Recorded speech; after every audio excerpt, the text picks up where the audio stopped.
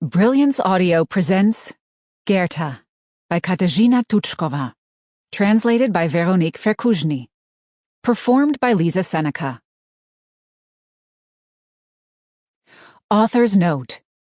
My thanks to the survivors of the Death March who spoke to me with such openness. My thanks also to those authors whose expert texts and research helped me to flesh out the story, especially historians Jan Perníček and David Kovařík. Thanks to the latter for inspiring me to write this book, and for the 30 kilometers we walked together at night in memory of the victims of the transport. Prologue. The edges of the rough road crumble into the ditch. Grass grows through the gravel, and the wheels of the baby carriage bump over the stones. Her left foot has just slipped on the loose pebbles. There's a dull throbbing in her ankle. Perhaps she's pulled a tendon. She tries to avoid putting her full weight on the foot. For several hours now, they've been walking slowly, shuffling along, their baby carriages side by side. From time to time, they steady each other, take turns pushing.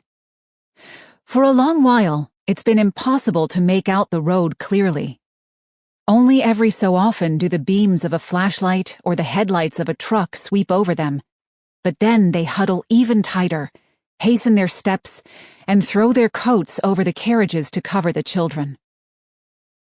She can't tell for certain how long they've been walking.